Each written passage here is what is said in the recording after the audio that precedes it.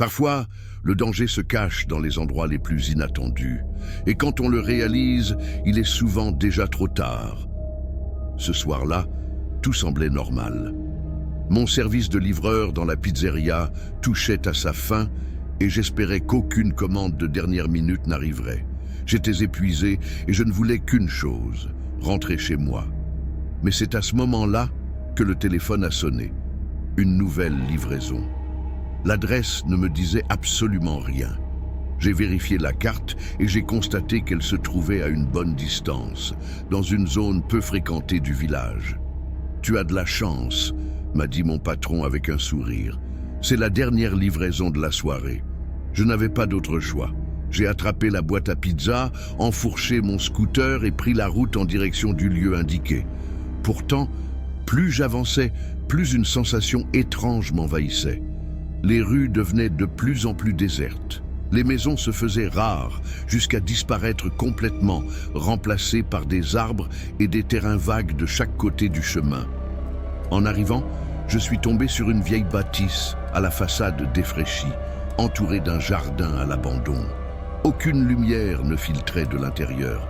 J'ai revérifié l'adresse inscrite sur la commande, juste pour être sûr de ne pas m'être trompé. Non, c'était bien ici. Pourtant, quelque chose clochait. Qui passerait commande dans un endroit pareil à une heure aussi tardive? J'ai coupé le moteur et observé la maison un instant. Pas un bruit, aucune lumière allumée, aucun signe de vie. Une alarme intérieure me soufflait de faire demi-tour et de m'en aller sans attendre. Mais je ne pouvais pas repartir sans tenter de livrer la commande. Je suis descendu du scooter et me suis approché de la porte d'entrée. J'ai appuyé sur la sonnette. Rien.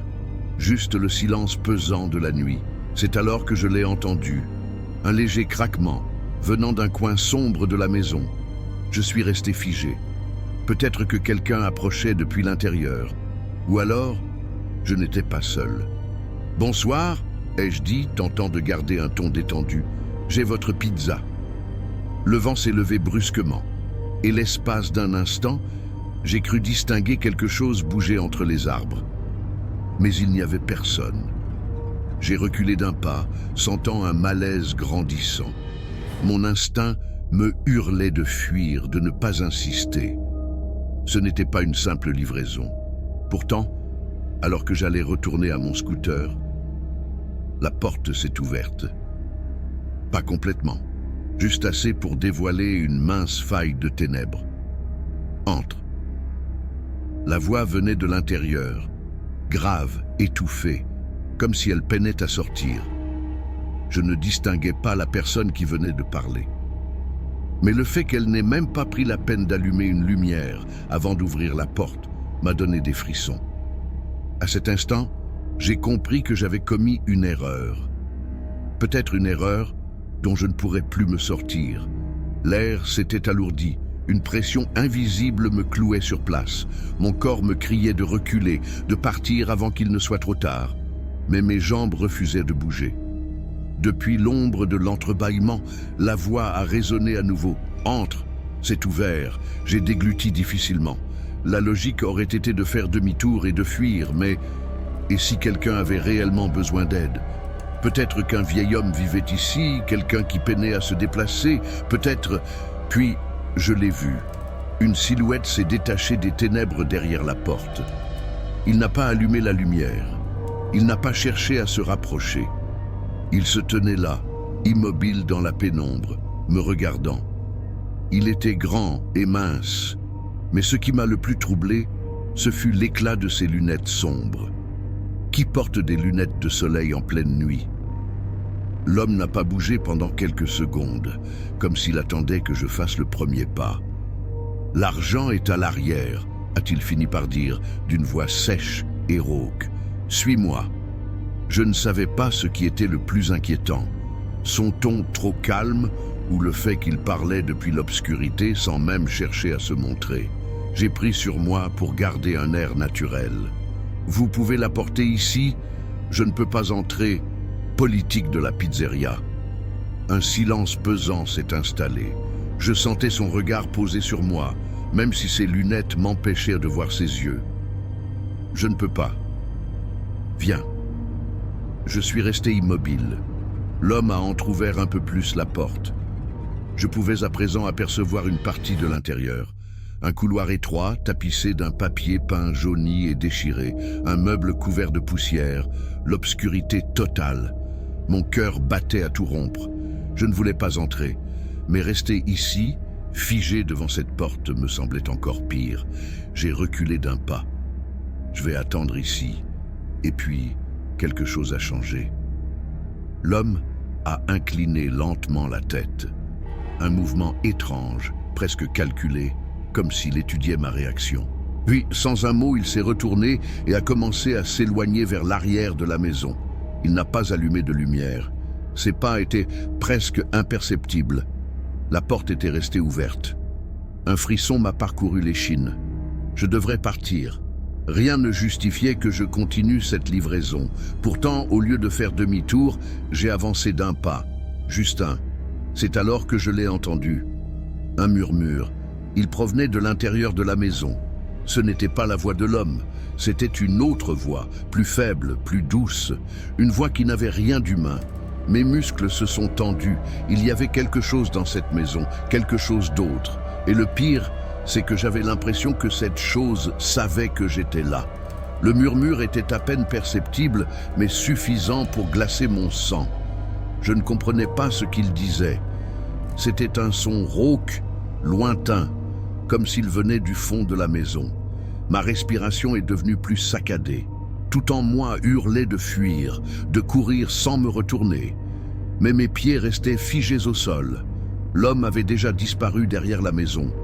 La porte, quant à elle, était restée grande ouverte, comme si elle attendait que je me décide à entrer. À l'intérieur, il n'y avait que des ombres.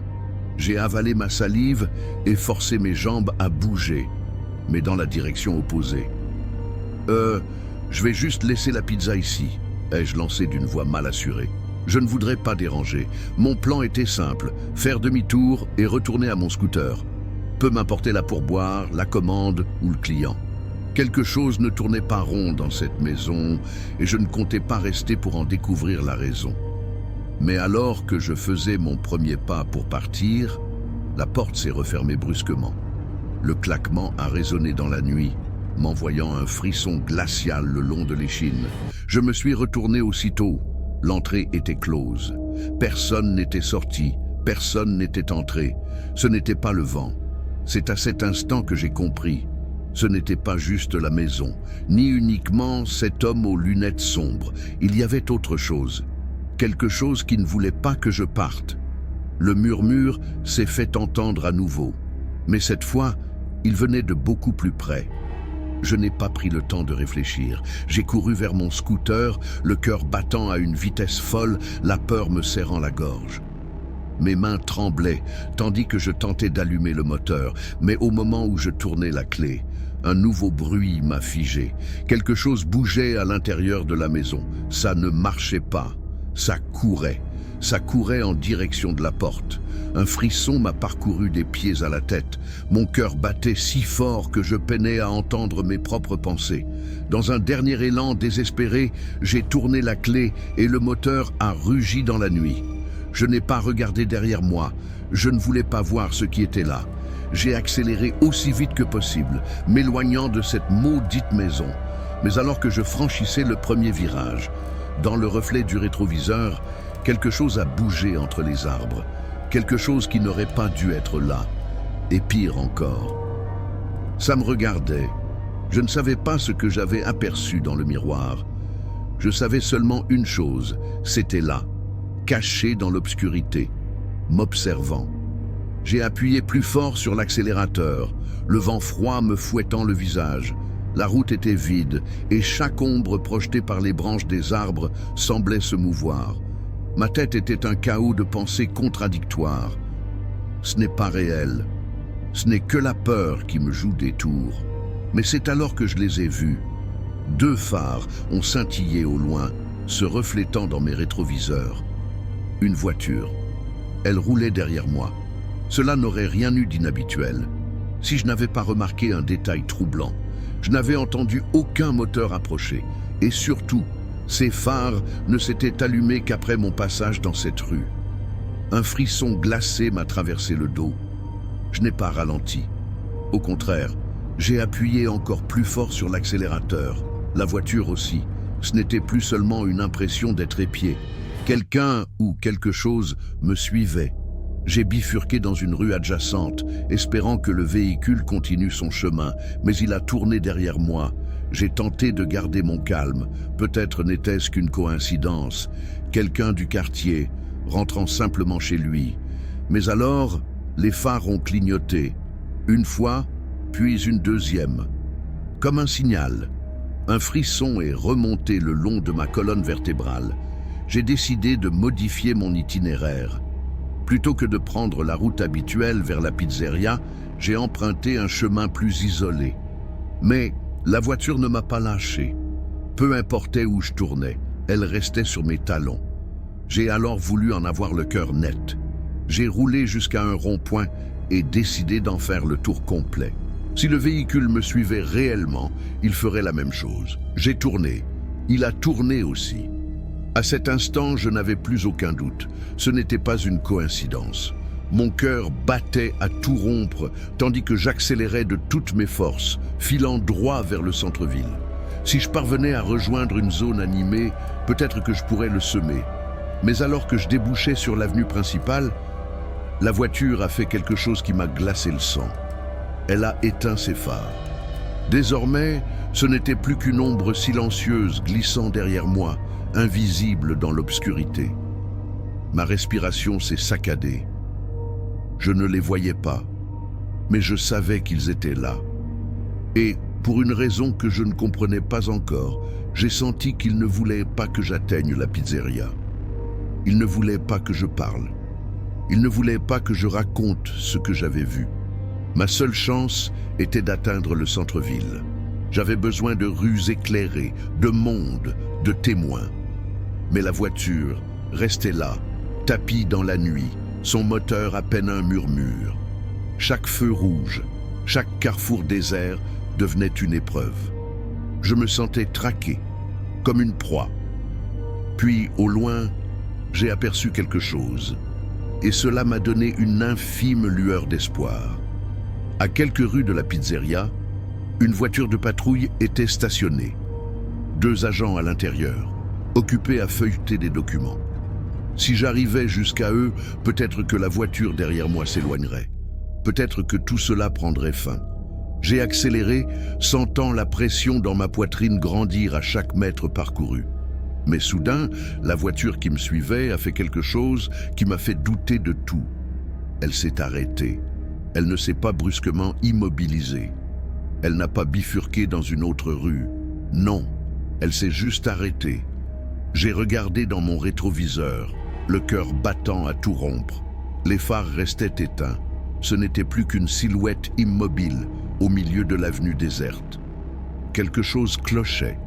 Si leur but était vraiment de me rattraper, pourquoi s'arrêter maintenant? J'ai ralenti, fixant toujours la voiture, une peur sourde me parcourant l'échine. Et c'est à ce moment-là que j'ai compris. Il n'était pas seul. J'ai tourné la tête d'un coup et mon estomac s'est noué. À quelques mètres de moi, sur le trottoir, juste sous un lampadaire qui vacillait, une silhouette se tenait là. Grande, immobile, m'observant. Je ne distinguais pas son visage, juste son ombre. Mais je savais qu'elle me regardait. La voiture, la poursuite, tout cela n'avait eu qu'un but, me conduire ici. C'était un piège. La patrouille était trop loin.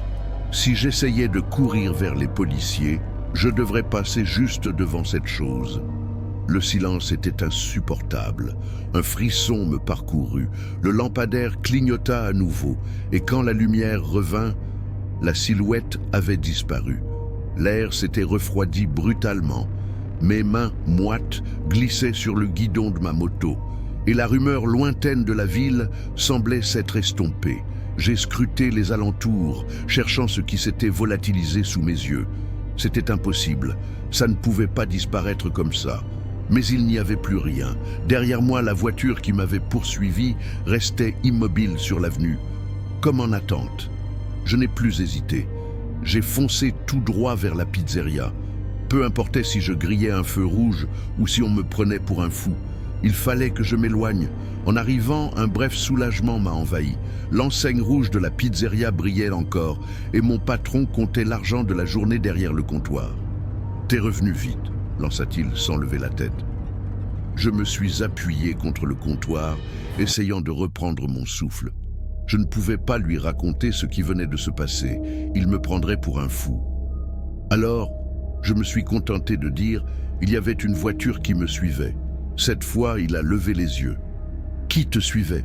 Depuis où ?»« Depuis la dernière livraison. Je sais pas. Il y a un truc qui cloche. » Il a froncé les sourcils et a jeté un coup d'œil dehors. Je l'ai suivi, me sentant un peu plus en sécurité sous la lumière de la pizzeria. Mais dans la rue, il n'y avait rien.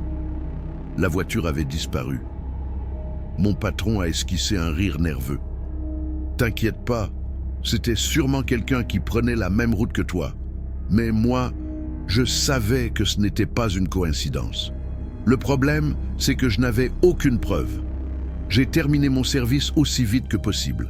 Je ne voulais plus rester là une minute de plus. Mon seul désir était de rentrer chez moi et de m'enfermer dans ma chambre.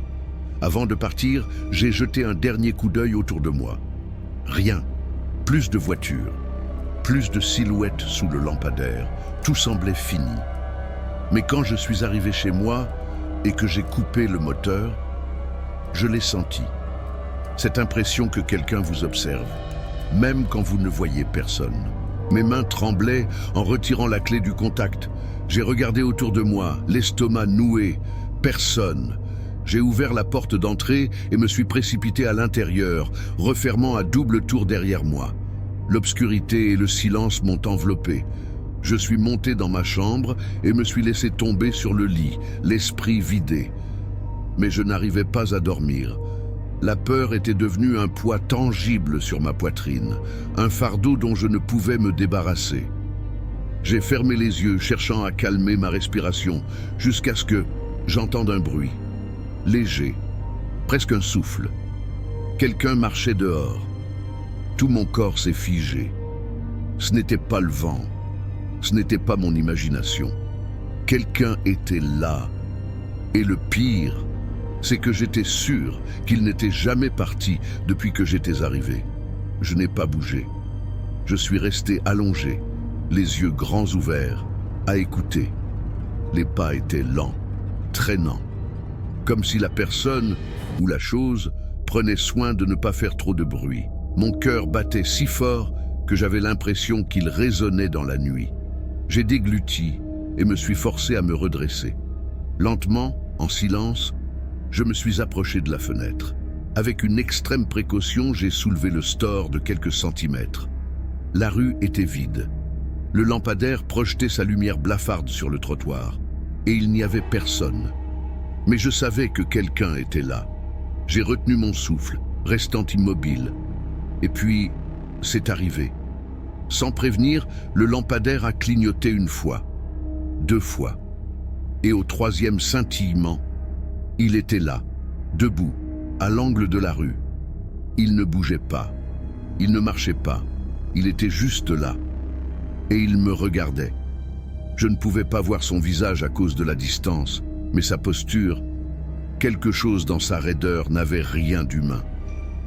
Mon premier réflexe a été de reculer, de m'éloigner de la fenêtre.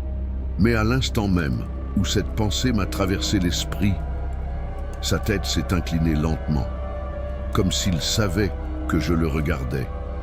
Un frisson glacial m'a traversé la gorge.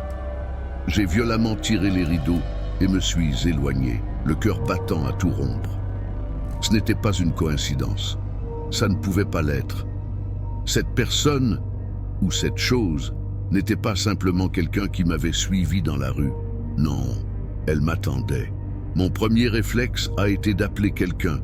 Mais qui? Si je contactais la police, qu'allais-je leur dire? Il y a quelqu'un debout dans ma rue qui me regarde. Et s'ils arrivaient et ne trouvaient rien, je n'avais aucune preuve, mais je ne pouvais pas rester là à ne rien faire. J'ai attrapé mon téléphone et ouvert l'appareil photo, prêt à enregistrer. Mais au moment où j'ai entrouvert à peine le rideau pour vérifier, il n'était plus là. La rue était complètement vide. Je suis resté figé, scrutant l'obscurité, cherchant un mouvement. Mais il n'y avait rien. Pendant un instant, j'ai cru que mon esprit me jouait des tours. Mais alors, mon téléphone a vibré dans ma main, une notification, un message, numéro inconnu. J'ai ouvert la conversation, les doigts tremblants. Il n'y avait qu'un seul mot écrit. Ouvre.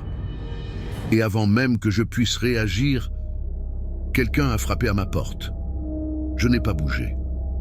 Je suis resté là, le souffle coupé, les yeux écarquillés, écoutant chaque bruit. Des pas, lents, traînants, comme si la personne, ou quoi que ce soit, prenait soin de ne pas faire trop de bruit. Mon cœur battait si fort que j'avais l'impression qu'il résonnait dans toute la pièce. J'ai avalé ma salive avec difficulté et me suis lentement redressé. Avec une prudence extrême, je me suis approché de la fenêtre. Je n'ai relevé le store que de quelques centimètres. La rue était vide. Le lampadaire projetait une lumière blafarde sur le trottoir. Il n'y avait personne, mais je savais que quelqu'un était là. J'ai attendu, retenant ma respiration, et alors c'est arrivé à nouveau. Le lampadaire a clignoté une fois, 2 fois, et au 3e scintillement, il était là, debout à l'angle de la rue. Il ne bougeait pas, il ne marchait pas, il était juste là. Et il me regardait. Je ne pouvais pas voir son visage, mais sa posture était figée, inhumaine. J'ai voulu reculer, m'éloigner de la fenêtre. Mais au moment où j'y ai pensé, sa tête s'est lentement inclinée, comme s'il savait que je l'observais. Le froid m'a saisi la gorge.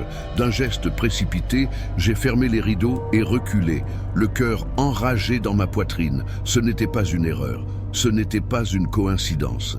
Il ne m'avait pas seulement suivi dans la rue, il m'attendait. Mon premier instinct a été de contacter quelqu'un. Mais qui? Si j'appelais la police, que dirais-je? Il y a une silhouette dans la rue qui me fixe, et s'ils arrivaient et ne voyaient personne, je n'avais aucune preuve. Mais je ne pouvais pas rester sans rien faire. J'ai attrapé mon téléphone et ouvert la caméra, prêt à enregistrer. Mais quand j'ai à peine entrouvert le rideau, il avait disparu. La rue était totalement vide. Je suis resté figé, tendu, cherchant le moindre mouvement, mais il n'y avait rien.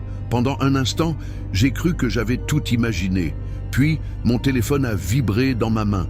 Une notification, un message, numéro inconnu. J'ai ouvert la conversation, les doigts tremblants.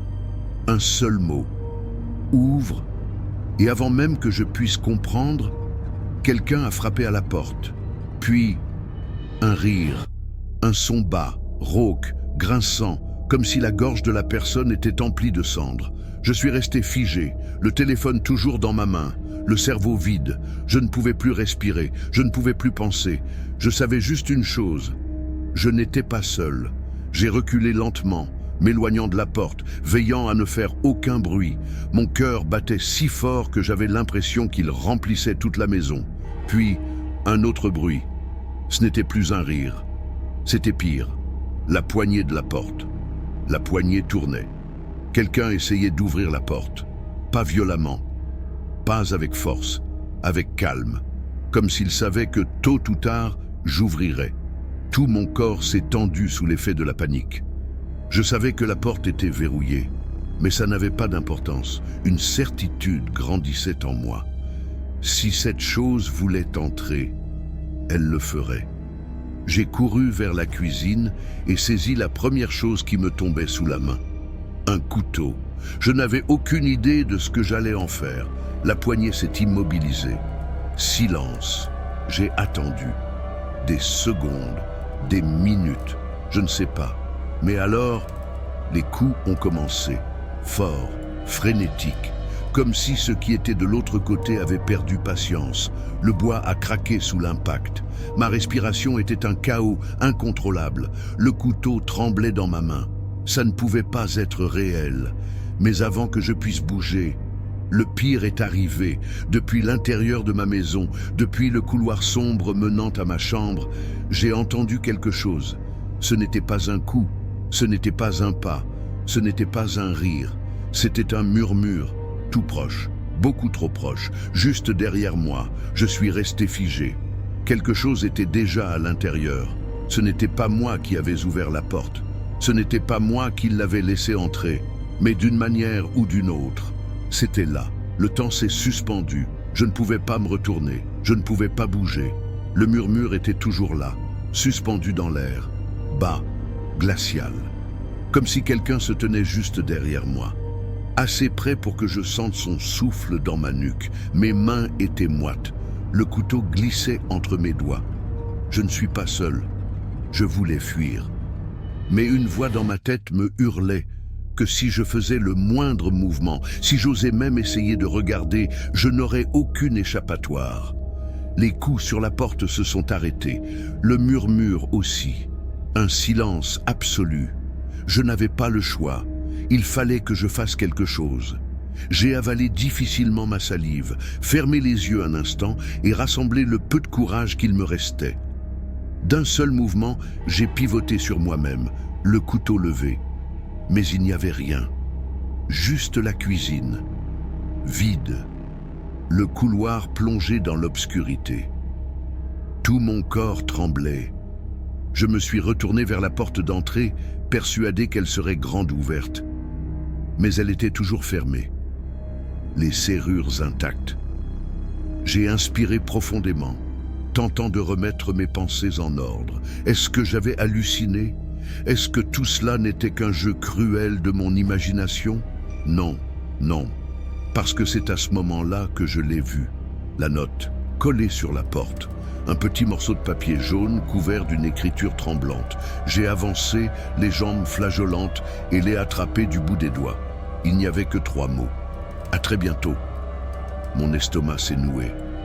Mes mains ont commencé à trembler. J'ai ouvert la porte en grand et regardé dehors. Rien, pas un bruit, pas une âme dans la rue. Le monde semblait inchangé. Mais moi, je savais la vérité. Quelque chose m'avait suivi. Quelque chose était entré chez moi. Et le pire de tout, c'est que ce n'était jamais vraiment parti.